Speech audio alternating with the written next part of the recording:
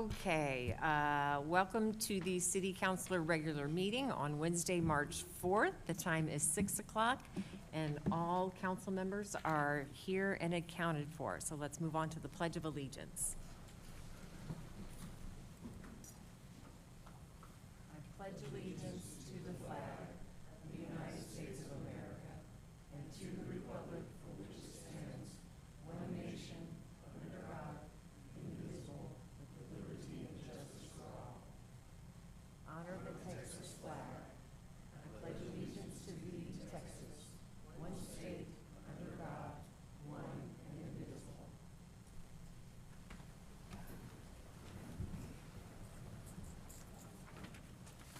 Okay, on to citizen comment period. We have got one person signed up, that's Sharon Stripling, and you know all the rules, so I'm not going to repeat them for you.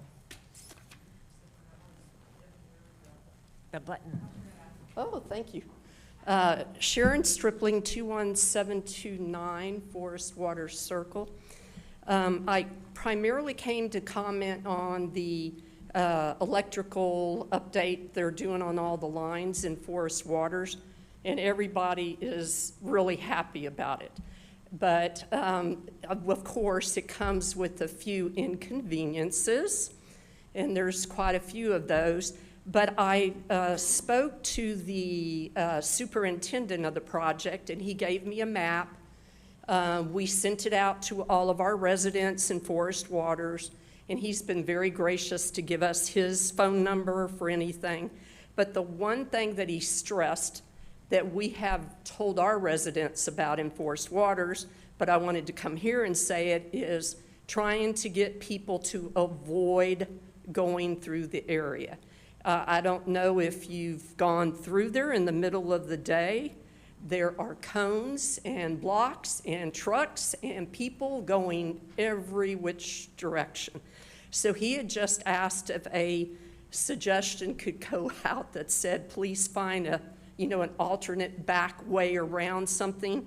Because right now, the club, it's all right at the club and it's really a mess.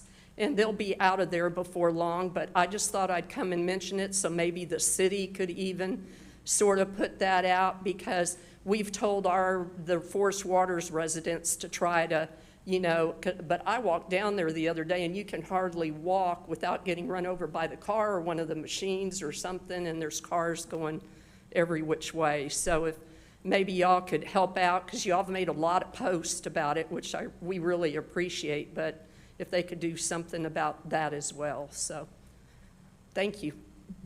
Thank you. I'm sure that's something Ryan can look into. Got it. On to 4, consent agenda. These items may be acted upon in a single motion. No separate discussion or action on these items will be held unless requested by a council member. Public comment on these items may be heard during citizens' participation. However, that does not mean the item will be considered outside the consent agenda. Anybody need to pull something from the consent agenda? Can I get a motion? Motion to approve consent agenda. A second? I second. Any further discussion? All in favor say aye. Aye. Opposed? None. The ayes have it. On to 5, staff reports. 5.1, city manager report. Ryan? Mayor and Council, first we'll start out with the recognition of employees of service. We have 3 employees. We have Sergeant McKenzie, 6 years, Sergeant Tomke, 9 years, and Eric Lohman, 19 years. And it's Eric's birthday tomorrow too, so everybody say happy birthday.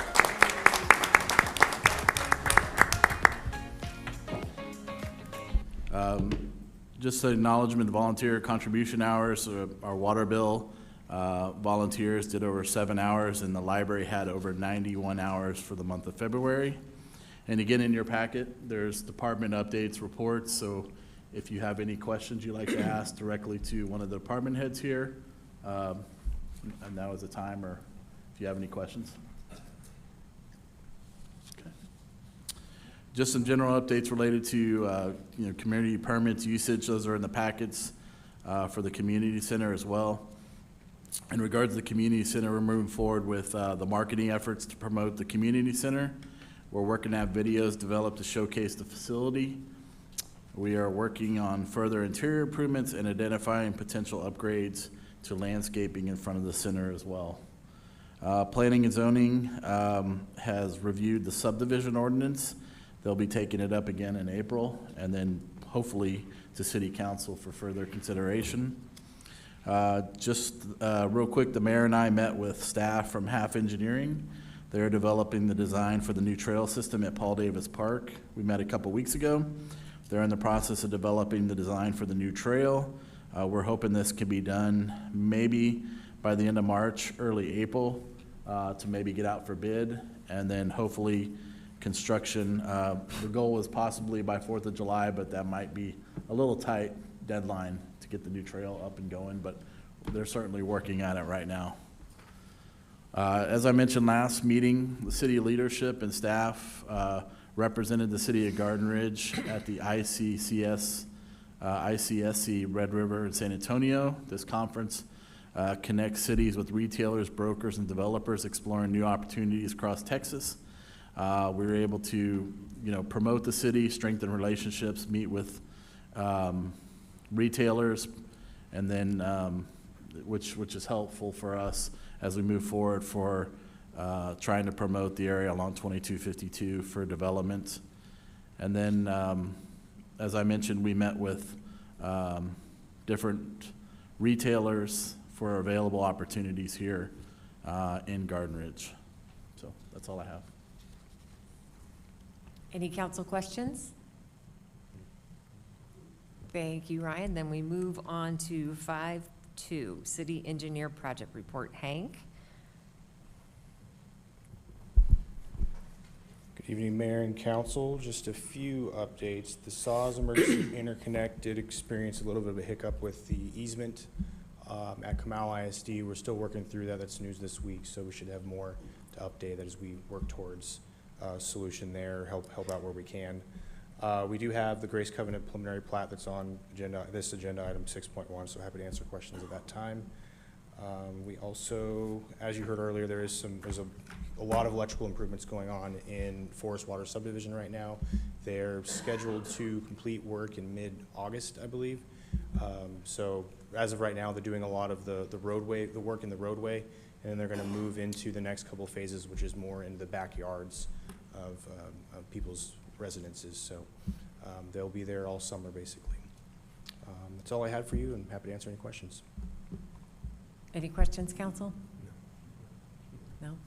Well, next time we see Hank, he's going to be the father of a little baby girl, so we've got our fingers crossed for him. Tomorrow's the day, so we'll be thinking about you. Let us know. Thank you. Thank you. Sleep now, right? Sleep now. On to number 6, approvals and authorizations. The following items are for discussion, consideration, and action. 6.1, preliminary plat establishing Grace Covenant Church being a total of 2.826 acres inclusive of 0.0446 acre right-of-way dedication, establishing Lot 1, Block 1, Garden Ridge, Comal County, Texas, and being that same property conveyed by special warranty deed with vendor's lien to Grace Covenant Presbyterian Church, recorded in document number 202406004-783 of the official public records of Comal County, Texas. Ryan? Mayor and Council, this is, as you had mentioned, a preliminary plat for Grace Covenant Presbyterian Church. This was taken up by the Planning and Zoning Commission. Kareem is here as the chairman to give you the recommendation if necessary, council, but it was approved unanimously at their meeting last month. There is in your packet an engineering letter from Hank and Tri-Hydro that approved the plat moving forward. So if you have any technical questions, I think Hank can answer them. Anything that came up that Kareem is here to answer from P&Z as well. Any questions? No? Okay. Can I get a motion?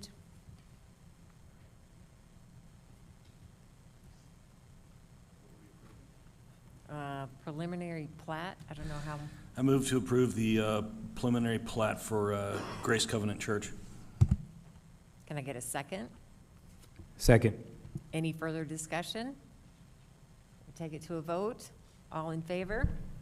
Aye. Aye. Opposed? None opposed. The ayes have it. Thank you. 6.2, public hearing on possible amendments to ordinance number 168 related to the use of golf carts. You want to give a quick review, Ryan, before I open the public Yes, Mayor hearing? and Council, this is a public hearing to receive input from residents, for or against, pros and cons. If you recall, I think it was Councilman Arvison who had asked for this public meeting. You know, that the chief spent a couple of meetings going over sort of the regulations, the do's and don'ts if we were to move forward with this. But this item is just here to have people speak on behalf of this agenda item for or against. Again, I think it was made by Councilman Arvison to make sure we have this public hearing done. And then after that, we can talk about any next steps that y'all might have for this.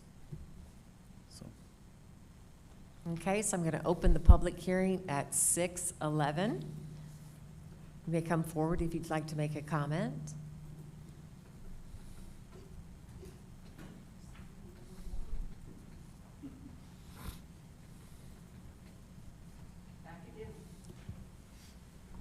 Sharon Stripling, 21729 Forest Water Circle. The only reason, probably primarily I'm coming up here is I'm here nor there on it, but we have quite a few residents. I think they've sent some information over to that are pretty much against the golf carts. I only have some of an issue with it because I've seen multiple ones come through our area. I think it's because they're going to the club or to the park. And as long as the chief and his crew are on top of it, that's good, because the majority of them that are coming through are underage drivers. And, you know, one that I think it was back before Christmas, I don't know how old that girl was, maybe 13, 14, and a bunch of other kids on it. And she's waving, driving down the road, and I didn't see seatbelts or anything else on anybody else. And I just worry about the safety of people. And right now, with what's going on in Forest Waters, it would be a nightmare if they're going through there. But the e-bikes are just as bad. So, you know, and we can't do much. I guess we just have to have someone patrolling it. So, thank you. Thank you, Sharon. You know to sign the paper over there. Right by Eric. Thank you. Hi, if you could state your name and address. I think she needs to turn. Got the mic on? Okay, great. Sorry. I actually came previously, so I think this might be the third session we've had on the golf carts. So what I'm hoping is if we do hear enough feedback, we can move forward one way or the other, but I am still here advocating for us to be able to do the golf carts. One point is that a lot of us are multi-generational families that are in Garden Ridge, so some people have parents that have lived here, and then we've since moved the younger kids to join the parents. We're not necessarily in the same communities, but we're within like pretty good distance.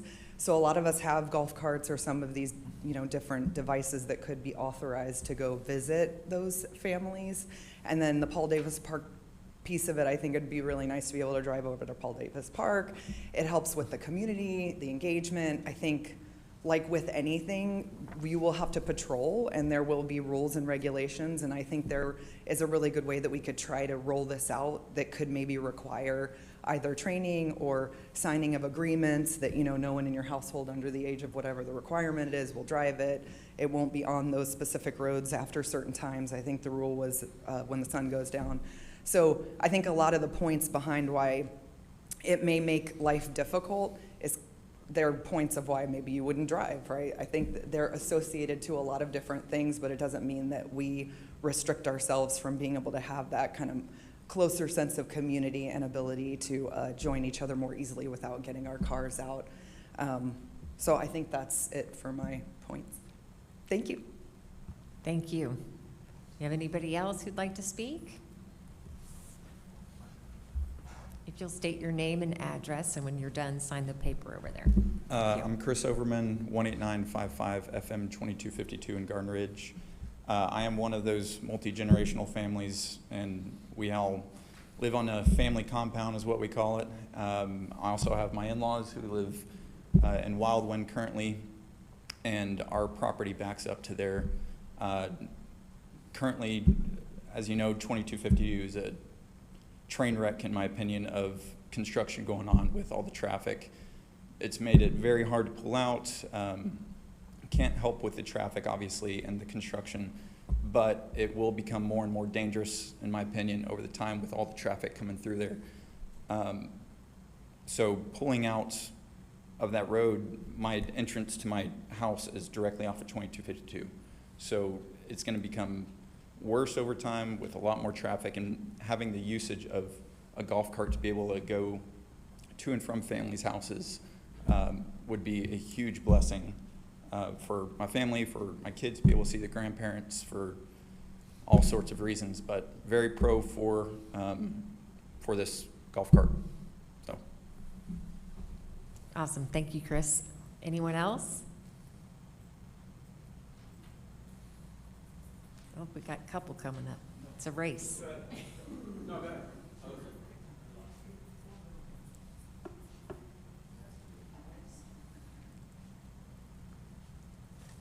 David Pensack, 19710 Secret Cove, Garden Ridge, of course. I've just recently kind of heard about it, and I think it's a pretty cool idea, having golf carts.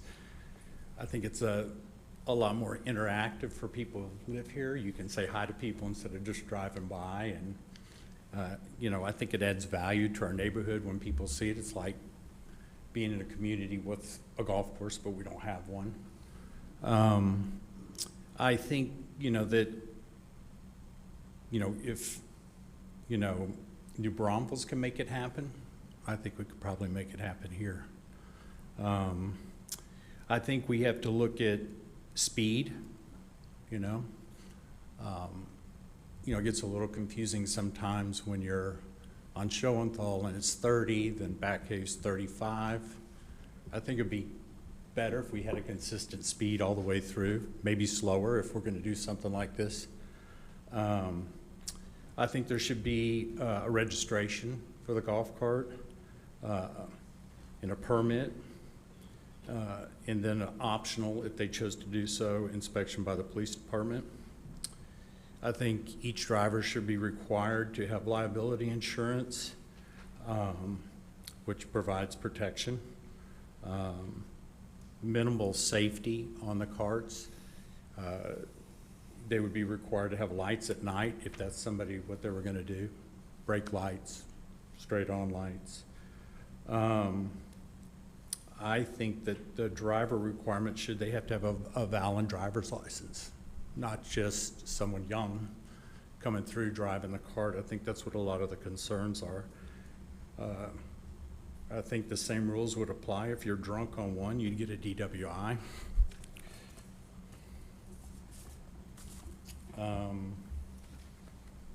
I guess it would have to be decided whether you do just daytime or day or night, but I've kind of said something about the lighting. You could do a pilot program which lasted 12 months to see how it worked. Anyway, so I think a lot of cities do it.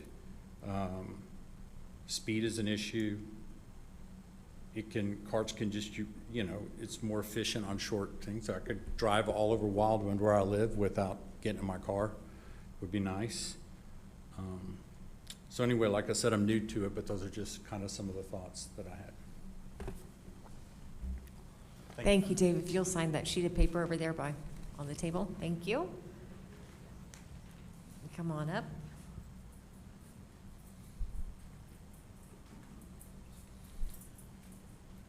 Good evening. My name is Chance Baumer. I live at 20686 Timber Rose in Garden Ridge Estates. I do want to advocate for golf carts. I think the couple members or citizens have already touched on a couple things. Registration is good. All of the safety features that he's talking about, TxDOT would approve or would require anyway. If we have to have lights and things like that, we could offer training classes here. I don't think it's right to limit the entire town for the worry of the younger kids. Yeah, there may be some kids that jump on it that aren't supposed to be on it, but it's not, that's gonna happen anyway. Kids are gonna be kids. We gotta rely on the parents to make sure that they're keeping the keys to the golf cart locked up, or if it's a push button, you have some kind of security on it. I think it does help for the elderly residents of Garden Ridge. I think they would go out more. We're in a very active neighborhood across the street. There are always people walking their dogs, jogging, riding their bikes. And I think some people just can't get around as much or as easily as other people. So I'd be a big fan of seeing even more community atmosphere and interaction in the neighborhood. Thank you so much. Anyone else? Marissa, do you have some comments to read?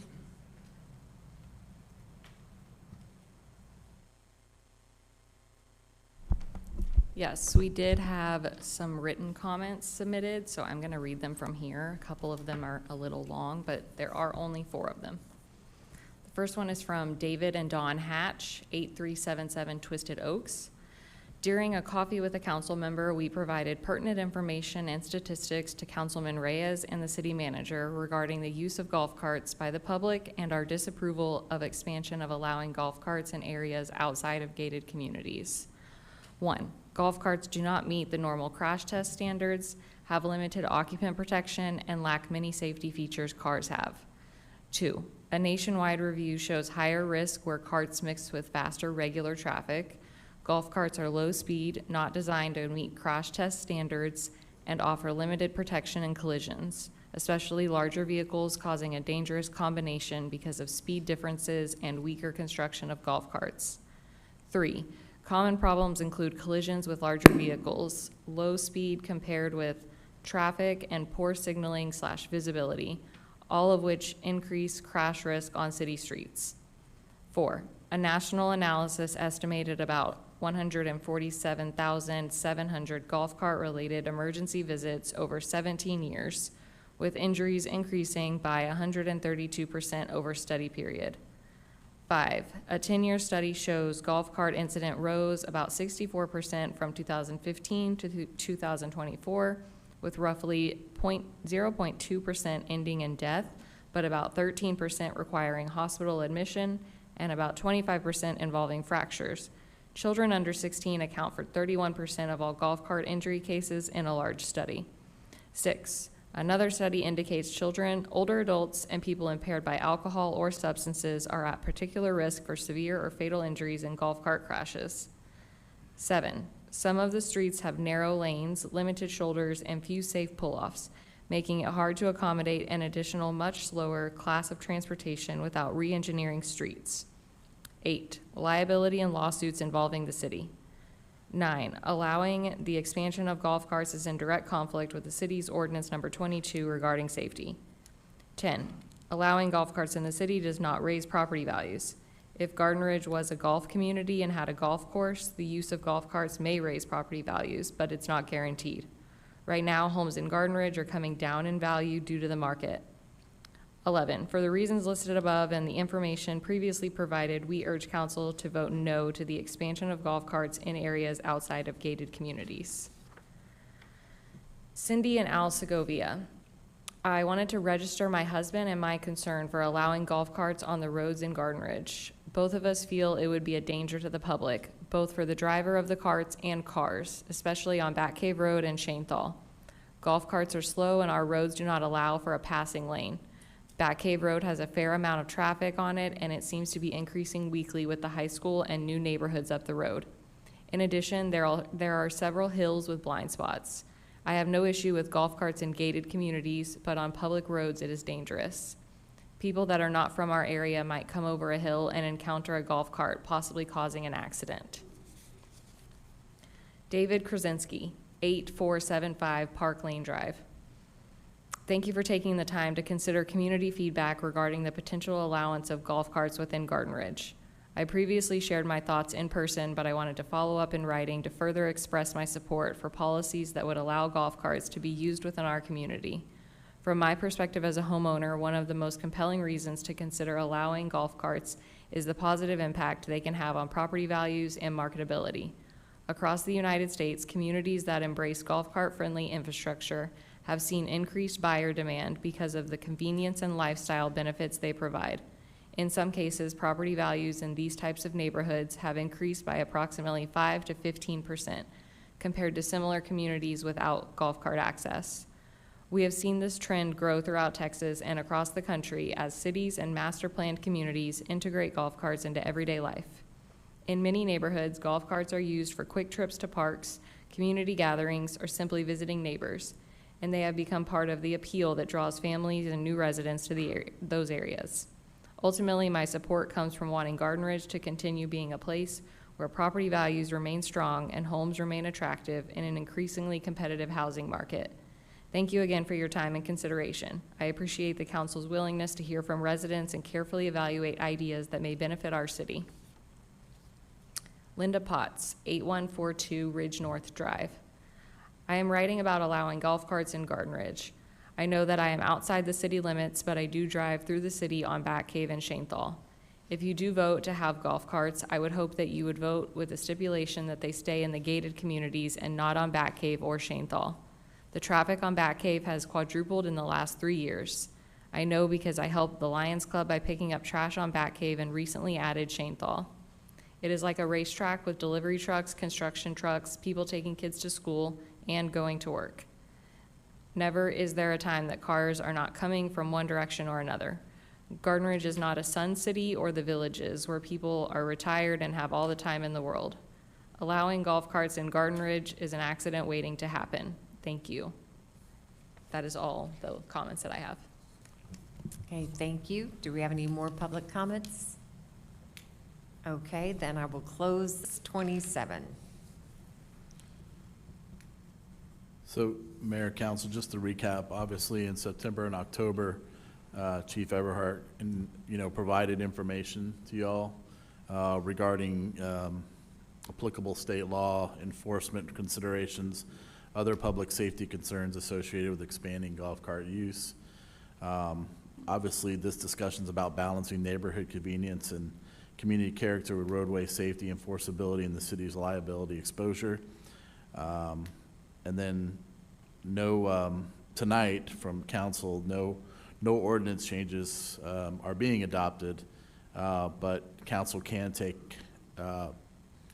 direct staff to propose amendments incorporating police department recommendations or council input as requested or additional research. So just wanted to give you those sort of options tonight. Thanks, Ryan. Council, discussion, comments?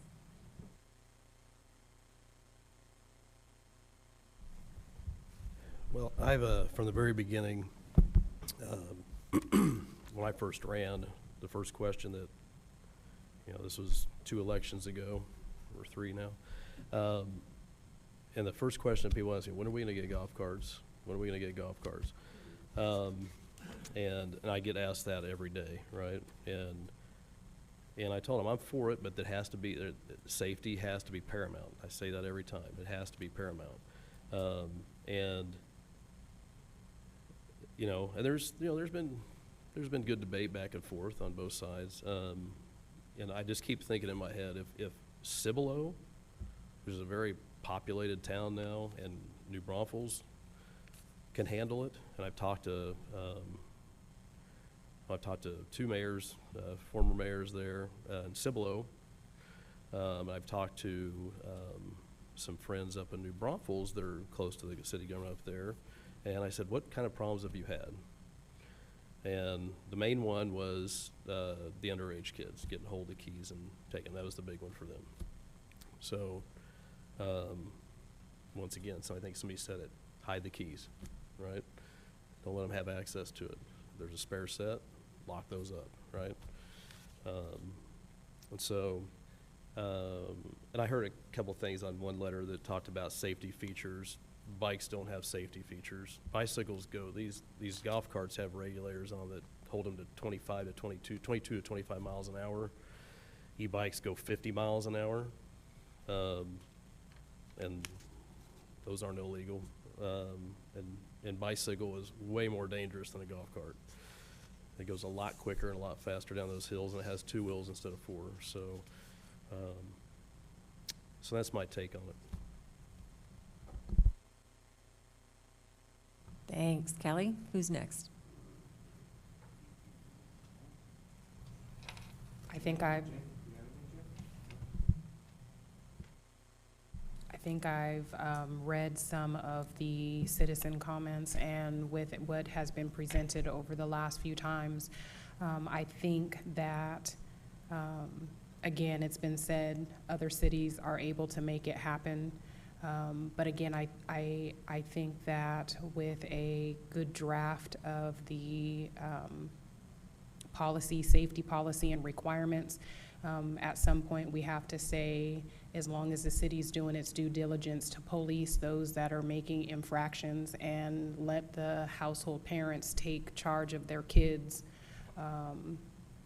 if that's the main issue, then I think golf carts ultimately could work with proper training, safety, and making sure that those in the household that are authorized to drive it are the ones that are driving it. Thanks. Kendra, how about you, Todd? Yeah, I think inside of the neighborhoods that we have, the golf carts are going to work out very, very well. I hope people understand there's going to be a lot of restrictions, like not being able to cross Bat Cave. So if you live in Wildwind, don't think you're driving over into the main part of the city of Garden Ridge, because that's not going to be allowed. It can't be, because most of the stretch of Bat Cave Road is governed by the county, so the county rules are going to apply there. So, and I'm getting a head shake that maybe that won't be the case, but there's going to be a lot of restrictions. The underage drivers are probably going to be the biggest one, so parents are going to have to understand that if your 13-year-old takes a golf cart, runs over to Paul Davis Park, and gets caught by the cops, you're losing the golf cart. It's going to get impounded. Not to be would be the right term, Debbie Downer here or whatever, but there's going to be some restrictions on it. So that said, I like the idea of being able to zip about the city in a golf cart. I've done it myself for Halloween parties and all kinds of stuff in the past. So I think we press, and we are going to end up showing people what the restrictions are as we come up with this ordinance and the modifications to it. Thank you. Just a little clarification. They will be able to cross Bat Cave because it's a county road. So the county doesn't restrict that anywhere else. So it's kind of, you know, the reverse of what you would think. But yes, no, there's going to be a level of personal responsibility there if you attempt that. So thank you for that. How about you, Brian? So I was looking at the ordinance. So right now, as it stands, people can use their golf carts within their subdivision. The concern of the issue is they want to be able to drive the golf carts outside the subdivision. And right now, we currently don't allow them to do that.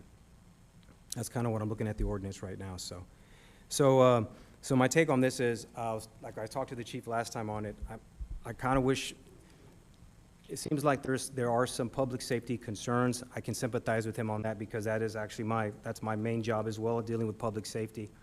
I can see how this would be a benefit in certain ways, but I also know that I think we probably should do some more research on this before we make a decision on what we want to do moving forward on this. I think other communities are doing it, but I also don't think that these communities have the same type of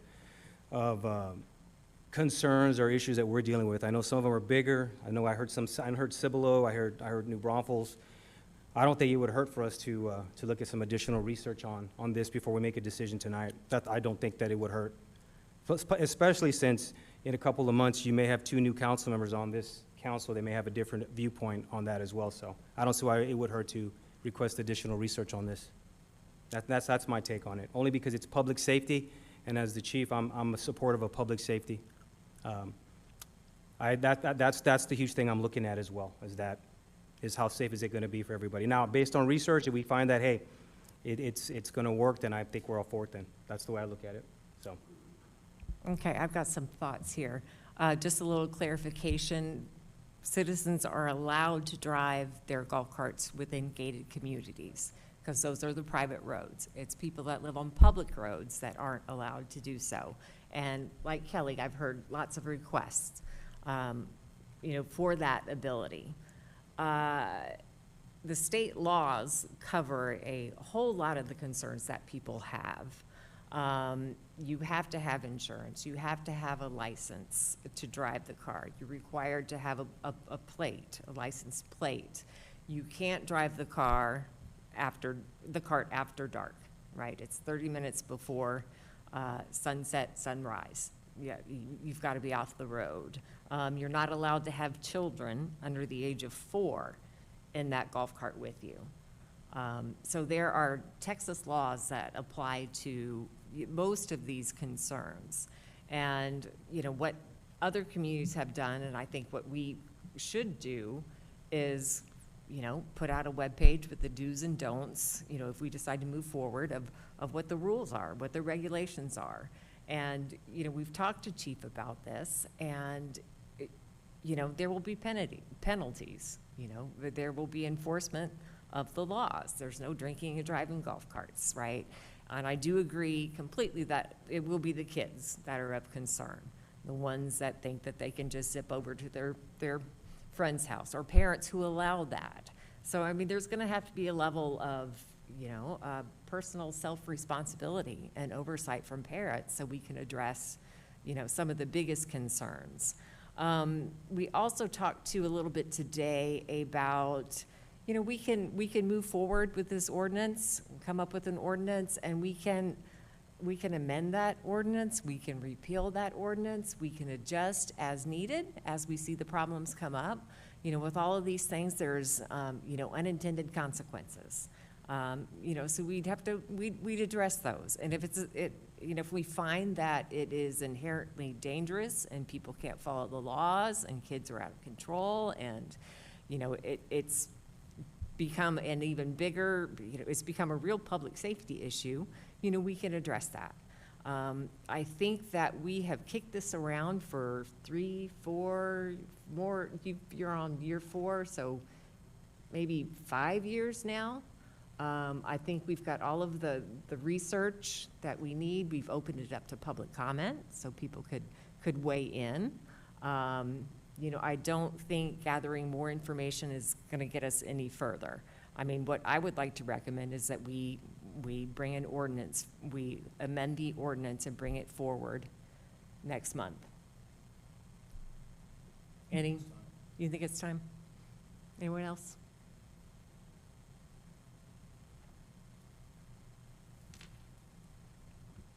Is the ordinance going to come with some communication plan on how we're going to get the word out about all of this?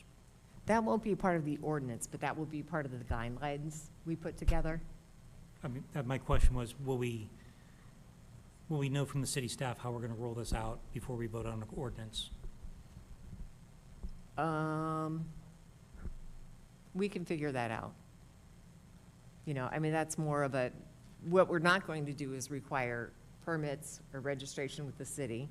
So it's basically just saying, citizens, you may drive your golf carts on these roads.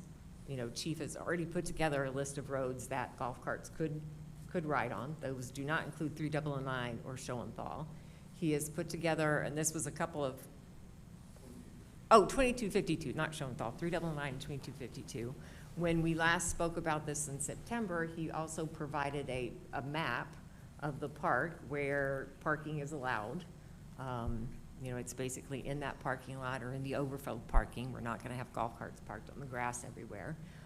So, I mean, Chief has put all of this work together. I think it would just be a matter of, and Ryan and I talked about this, putting together, a webpage with all of the information.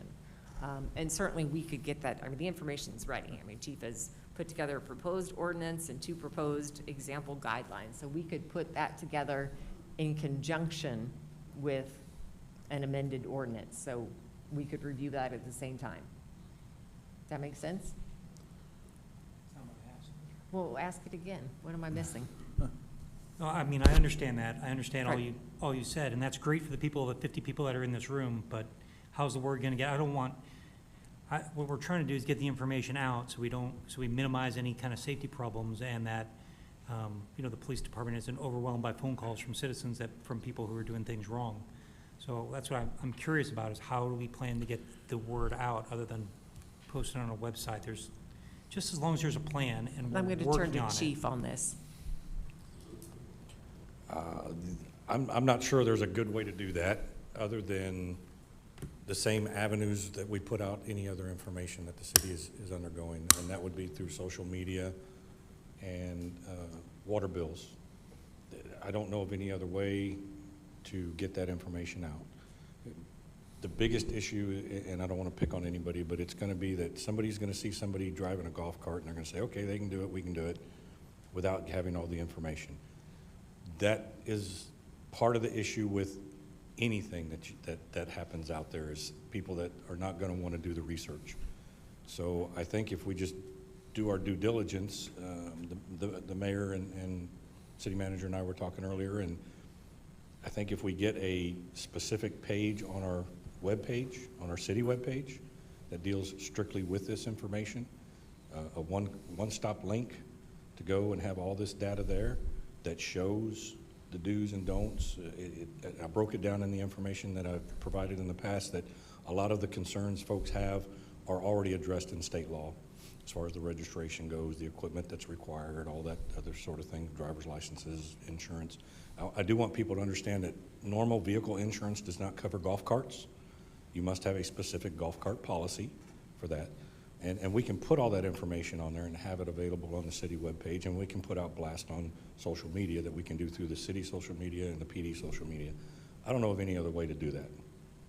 So I think, Councilman Mueller, you're trying to simultaneously, when we roll out the amendments to allow for the golf carts, simultaneously we have a communication plan that we're promoting, informing, and getting the word out about the do's and don'ts of the golf cart usage. So I think that's something we can put together in conjunction with amending the ordinance. And we can certainly work to next council meeting to try to have that in place.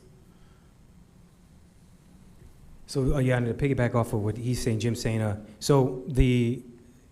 guess I could see what he's saying on this, and that, I guess if we could see what the amendment would look like to the ordinance. I know we're still kind of in the process of deciding whether we're gonna do that, but it would probably help some of us that are on the fence too, of what's our ordinance gonna look like once it's, when it's completed. What is it, because I don't know how we're gonna regulate this, so.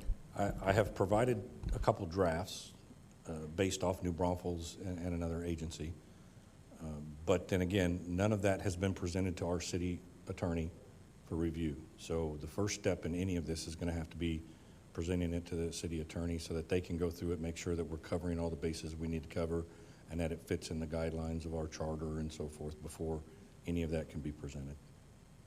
The information is available, it's there, it's just going to have to be tweaked to fit our needs. So you presented, it was September, October that you brought the proposed ordinance Somewhere around there. guidelines. Everybody Yes. should have those as part of their packet. Right, there was it From- said example from one and fall. example two. Example one, Yeah, Yeah. you've got two Yep. proposed guidelines and then a proposed ordinance. right. And as far as taking a look at the amendments, that will come to you in draft form in your council packet before the next council meeting, like all other ordinance changes. And like I said, I did a lot based on, New Braunfels does have the program, they're a larger city, so they are also home rule, they have the same type of government, so a lot of their format is what I used and duplicated on there, so it should not take a lot of changes or alterations to have that drafted up. And I have one more question too with Chief. How are the enforcement issues or with the manpower and the officers? Are you gonna have the ability to do that based on call load? And are we gonna have officers that be able to enforce this? We'll get it handled as we can. There's gonna be inherent problems, and I foresee the three biggest issues I foresee is no driver's license, underage no driver's license, no golf cart insurance, and then driving them around through the park. That's what I foresee as the biggest issues. There's definitely going to be a learning curve. There for will be a sure. learning curve. Did we answer your question, Jim, or do you have a suggestion? No, yeah, I get it. I understand what everybody is saying here. It's just, and I appreciate y'all saying, oh yeah, we gave you all this information in September and October. I might not remember that far back of everything that was in there. I've slept since then as I didn't well. even remember we said we weren't gonna do permits or anything like that. I didn't know that was decided. So it requires a review, but we'll get through all that next month. It's fine.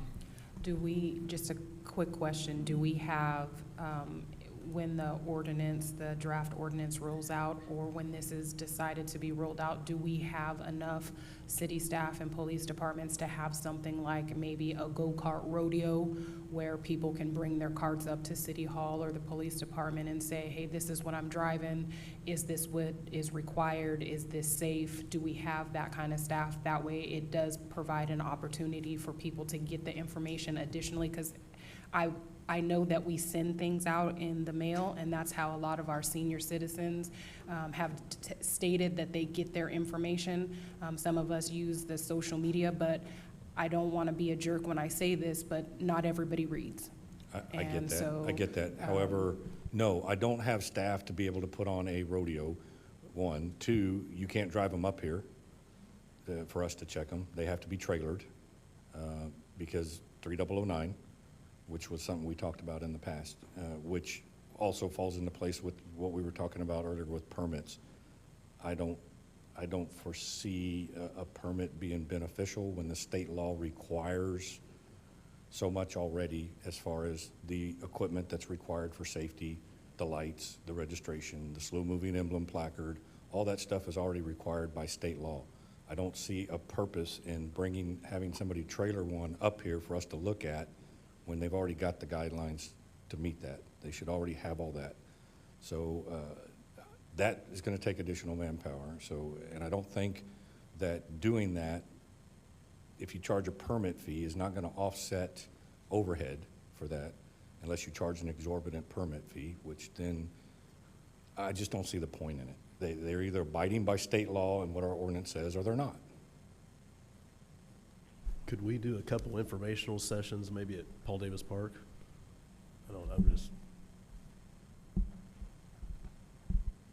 I didn't hear everything you said, sir. Sorry, I'm losing my voice. Could we maybe do a couple informational sessions once we roll this out at Paul Davis, so that people can actually drive to it? Or, I mean, I know you're a little shorthanded, so that's why I ask you. Might be putting the cart before the horse, but because in order for them to drive down there, they should already have everything in place, but yes. True. So. Good point. So. I question if it's people pretty- would show up for that. It's pretty simplistic when you look at the data. I mean, the law requires, headlights, Well, in the golf cart, taillights. yeah, the golf cart outfits, there's a guy just down 2252, right? He's got a big golf cart shop over there. He knows exactly Sure. what you need, right? Sure. So he, If it's equipped with seat belts, they have to be used, but not all of them are equipped with seat belts. So it depends on the vehicle. So, We don't have to figure out how to get the word out tonight. We have a communications specialist that could be all over this, and over the course of the next month could figure it out, right? She's awesome, too. She's good at that. So with that, I think I can work with Dan and getting some red line done to the ordinance, send that out ahead to council so you can see the changes. And then again, working with Cindy and the chief to come up with a communication plan, the do's, the don'ts. We can have an illustration of a golf cart of what you actually need to have on your golf cart, point by point, those kind of things. So we can bring a draft communication plan that we can have y'all review before you make any changes to this, if you wish, next month. And then are we gonna, I guess I'd ask you this now, since you're gonna put this together, so, are we going to require city permits? I don't think so at this time. Chief recommends that we do not, that the juice isn't That's worth fine. the squeeze on Yeah. that one. I just That- want to clarify that question, Yeah. because if we go to vote and then somebody's like, well, then we get put off another month, and then here we are another 6 months down the road, and Again, it's not required by my phone's ringing state off the law. hook, and Again, as Chief said, most of these things cover and are applicable state law that you should have and do, so. Okay, so what do we need to do now? get consensus, or? Council would like to direct staff to come back with amending this ordinance to allow the use of golf carts. Can I get a thumbs up? Thumbs up, thumbs up, thumbs up? You with thumbs down, Brian, or up? Yeah, I mean. Like I said, my concerns are the same thing that Jim was saying, is that I just want to make sure that we can see this before we're actually going to vote on it. And if we can do that, then we just move forward with it. So. Okay. So we are going to bring forward an ordinance, amended ordinance, next month for review. Sounds good.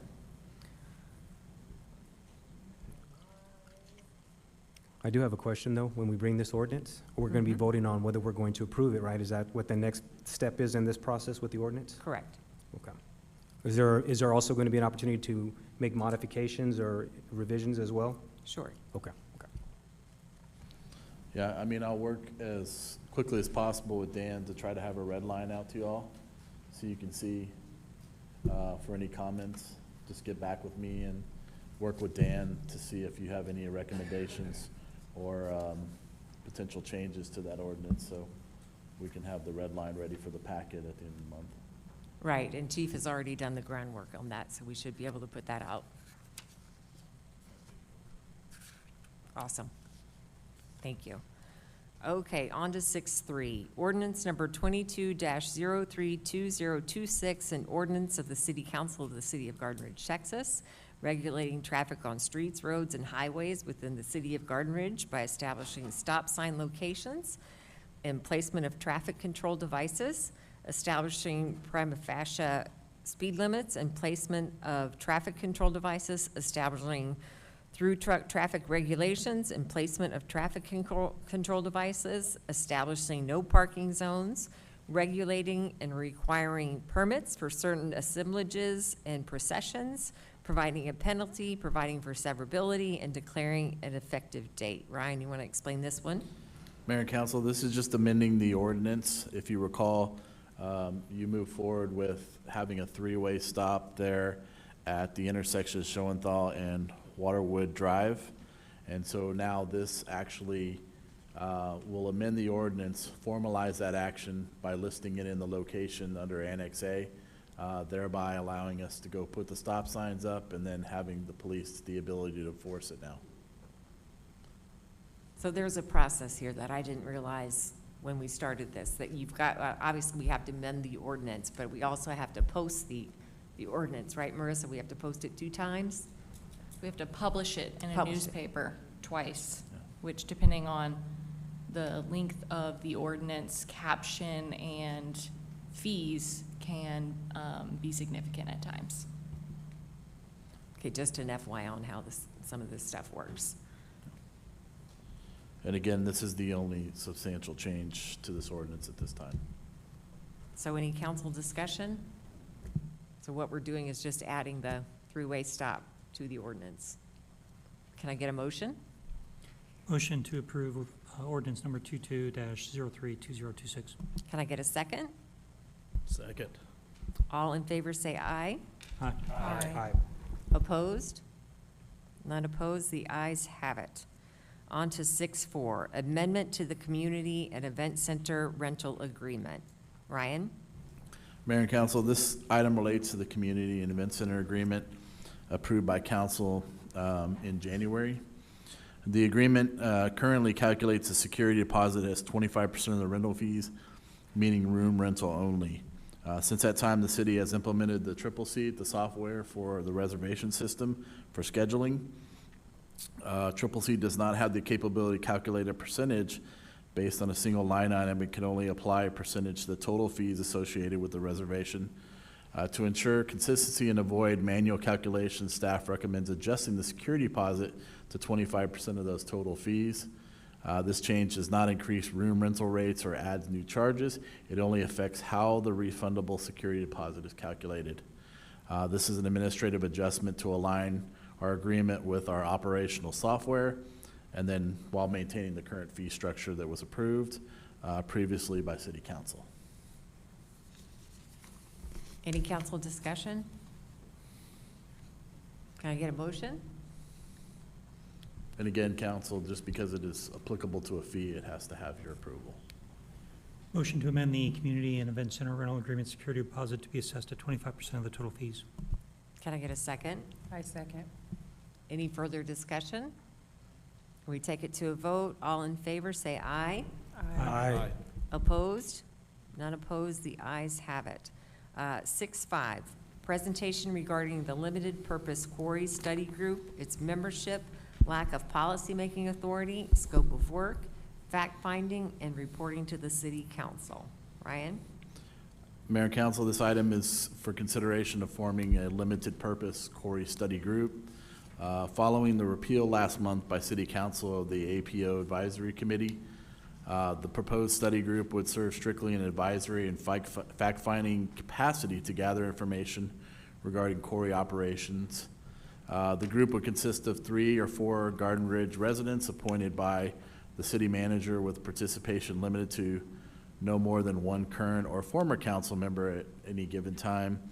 Myself as city manager, the city's quarry consultant, and quarry representatives would participate in meetings to facilitate dialogue and information sharing. The study group would have no decision-making authority, would not negotiate on behalf of the city, and would not deliberate public policy. Any recommendations would be provided to the city council through myself as city manager and remain entirely at the city council's discretion. This structure allows for the city to continue engaging residents, stakeholders in a more transparent, organized way, providing flexibility while preserving city council's authority and keeping the group limited in scope and advisory in nature. So again, this provides a lot more flexibility than the previous structured group that was repealed. And again, that it allows for the same residents who were previously on there to be on this advisory group. There's no said time frame. Typically an advisory group, and this would have a time frame to it. But I would assume updates routinely to city council about this study group, and then again, having periodic meetings open to public or for residents to attend to hear concerns or issues related to any quarry operations. So, Would this be like a once-a-month meeting or twice a month, or what would it be, or just as needed? I think it may be just as needed. Typically, the goal has been quarterly right now with that previous group. So we might try to keep on a quarterly basis, but it also allows for us to get together sort of quickly to discuss anything that's come up with complaints, concerns, to address those and not have to wait till we've formally had a meeting and agenda and so on from that standpoint. But again, anything that comes from the group will be put in front of city council for consideration in the future. And as Councilman Mueller asked, that I make sure that we come back with some type of structure so there's an understanding by city council of what we'll be doing moving forward. So. Any other council discussion? I'll say right after we repealed the ordinance, we started getting a lot of really heavy amount of complaints from both Trophy Oaks and Regency Oaks, and we were able to gather very quickly with the quarry and discuss those complaints. So, I think this will be a better way to make progress on some of these things. So, anything else? Got anything to add? Okay, do we need to do anything here? Just council discussion? Not necessarily action. Okay. I think if anything pertinent comes from the group, we'd have an actual agenda item in the future moving forward. Okay. Correct, Dan? Basically, as city manager, will choose who's on it, and anything comes about, you're gonna bring it back to city council to be approved or to be dealt with appropriately. Okay? Got it. So Thank you. it's a very, very loose group is what it is. It's almost a task force. Yeah. Is what Yeah. I would say. Okay? Yep. That sounds about right. Thank you. Okay, we're on to 7, citizen comment period. Anybody would like to come up and make a comment during the second? Oh, she's a three-peat tonight. 3 times? There you go. Okay, name again, Sharon Stripling, 21729 Forest Water Circle. After listening to all the comments made and some of the people left, and number one is, we've had trouble in Forest Waters before, and the police chief has always said, call us, we'll get over there. Well, by the time the cart goes through, or the e-bikes that are running the lights, and I'm almost gotten hit twice, the stop signs, and almost hit twice, that sort of defeats the purpose. You gotta patrol it a little bit better. I've been in 3 communities where we have a coast house way down south, no traffic at all. Golf carts there, great. Go to the beach, that's a nightmare, everybody knows that. My daughter lives in Comal County, over Bulverde 281 area. They're allowed over there. Their parents, and I've been picking up my grandson from school, there are parents, adults, cutting in and out of traffic, no license plate on them at all, no seat belts on the kids. And one day I was at the pool with my grandkids, and a 16-year-old driver, because I asked someone, a girl, turned it over, and all those kids go out. As a grandparent and a resident of Garden Ridge, I feel I need to say something against it, and probably more as a grandparent. And my kids will probably get really mad at me because they love them, but I just feel it's necessary to say something for the safety.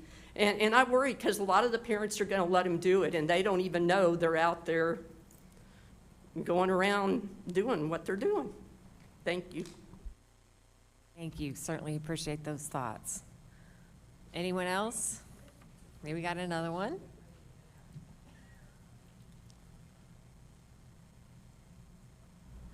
Thank you, Mayor and City Council. Again, this is regarding some comments on the golf cart. The one thing that occurred to me tonight listening to this is that golf carts currently now are allowed within HOAs, so I don't know what the legal liability to the city is if something happens there. The proposal that's being entertained would open this to public roads, and I would encourage the council, city manager, city attorney to make sure that if we move forward with this, that the city has got proper liability coverage. And more importantly, as you weigh voting on this, that's brought up and discussed, because I believe it's opening up a new door. Something happens where there's an accident, a sign is missing, for whatever reason. People sue for any reason or no reason, as you know, and that take that into account as you move forward. Thank you. Thank you. Anyone else? We're good. All right, we are on to 8, announcements on items of community interest. Council? Kelly, you got some? You want some chamber updates? No? Yeah? Yeah. Yeah? All right, so, well, so I told you guys last time they had they had the ribbon cutting, and Lisa and I attended, and that for their new office. It was a great turnout. I got to speak at it, and a lot of dignitaries there, just a huge turnout. Probably 300 people at this thing. It was pretty big, and you missed part of it, right? So you came a little later, so it had tapered off a little bit. So the chamber's growing, and I have some good news. I think we're going to get included on the mural. So I think they're painting a mural, and this local artist is painting a mural, and I think they're going to slide us on there. So. So don't hold me to that, but I'm pretty confident that we might. I had to do some begging. Okay, so then March 18th they have Trico U.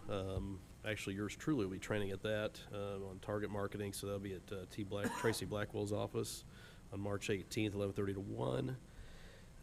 March 24th they have their morning mingle from 9 to 10:30. And where's the golf tournament? I know Ryan wants to hear. Our esteemed city manager wants to hear when the golf tournament is. It is, hold on, I'm scrolling, April 29th, 8:30 a.m. to 4 p.m. So We have a team, right, Ryan? And I think we have a spot or two open, so if we've got somebody on the council that wants to participate, let us know. And that is all I have. Jim? Good. Kendra?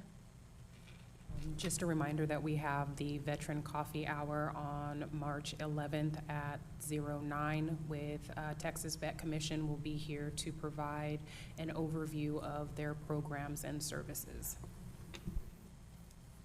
Todd? You don't have anything.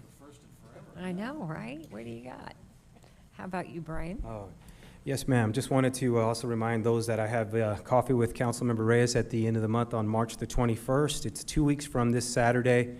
Come on out if you want to get to meet me and have some delicious coffee that Miss Linda brews. Thank you so much for allowing me to use that facility, Linda. So, but yes, please come on out. I'll be happy to have you and get to talk to you and get to know you. Thank you. Just wanted to give a little election update because I'm always so proud of Gardner Ridge. We will have a new Precinct 2 County Commissioner, that's Steve Minus, and a new county judge, Kristen Hoyt.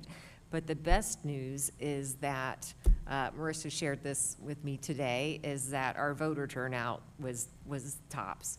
We had 38% of registered voters come out in Precinct 205 and 37% in Precinct 210. Now, 205 is Gardner Ridge proper, 210 is kind of right outside the city limits, and those were the top two voter turnouts in all of the county precincts. So, yeah, yay us. We're really good at that, so really appreciate the citizens doing their homework and getting involved and coming out to vote.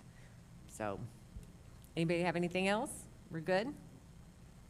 Okay, item 9, executive session. The city council will recess its open meeting and reconvene in closed section pursuant to Texas Government Code Section 551.07112, consultation with attorney on a matter in which the duty of the attorney to the governmental body under the Texas disciplinary rules of professional conduct of the State Bar of Texas clearly conflicts with this chapter pertaining to Howard Energy and its request to install natural gas lines in the city of Garden Ridge, Texas, and any other matters which may arise. So we will reconvene into executive session at 7:07. Yes. We will convene into executive session at 7:07.